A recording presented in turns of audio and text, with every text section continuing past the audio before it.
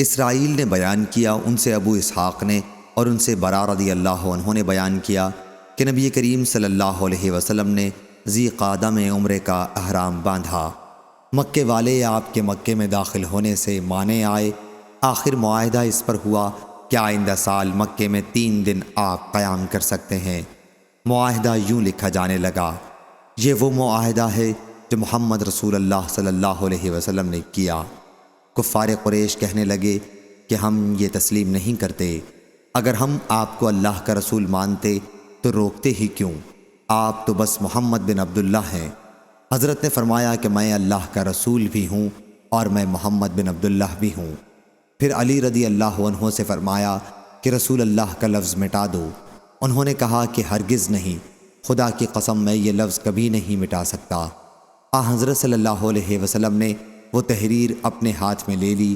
آپ لکھنا نہیں جانتے تھے، لیکن آپ نے اس کے الفاظ اس طرح کر دیے، یہ وہ معاہدہ ہے جو محمد بن عبداللہ نے کیا کہ وہ ہتھیار لے کر مکے میں نہیں آئیں گے، البتہ ایسی تلوار جو نیام میں ہو ساتھ لا سکتے ہیں، اور یہ کہ اگر مکہ والوں میں سے کوئی ان کے ساتھ جانا چاہے گا تو وہ اسے اپنے ساتھ نہیں لے جائیں گے، لیکن اگر ان کے ساتھیوں میں سے کوئی مکے میں رہنا چاہے گا تو وہ اسے نہ روکیں گے۔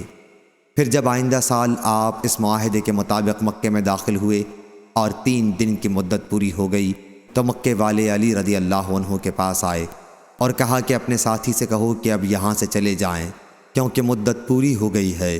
جب حضرت صلی اللہ علیہ وسلم مکے سے نکلے تو آپ کے پیچھے حمزہ رضی اللہ عنہ کی بیٹی چچا چچا کہتی ہوئی آئیں۔ علی رضی اللہ عنہ نے انہیں لے لیا اور ہاتھ پکڑ کر فاطمہ رضی اللہ عنہا کے پاس لائے اور کہا کہ اپنے چچا کی بیٹی کو لے لو، میں اسے لیتا آیا ہوں۔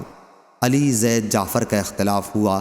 علی رضی اللہ عنہ نے کہا کہ میں اسے اپنے ساتھ لایا ہوں اور یہ میرے چچا کی لڑکی ہے۔ جعفر رضی اللہ عنہ نے کہا کہ یہ میرے چچا کی لڑکی ہے اور اس کی خالہ میرے نکاح میں ہے۔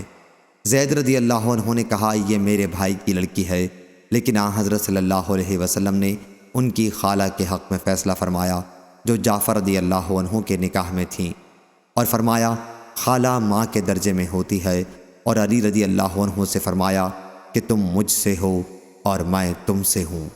جعفر رضی اللہ عنہ سے فرمایا کہ تم صورت و شکل اور عادات و اخلاق دونوں میں مجھ سے مشابہ ہو، اور زید رضی اللہ عنہ سے فرمایا کہ تم ہمارے بھائی اور ہمارے مولا ہو۔ علی رضی اللہ عنہ نے حضرت صلی اللہ علیہ وسلم سے عرض کیا کہ حمزہ کی صاحبزادی کو آپ اپنے نکاح میں لے لیں، لیکن آپ نے فرمایا کہ وہ میرے رضائی بھائی کی لڑکی ہے۔ صحیح بخاری حدیث نمبر 4251۔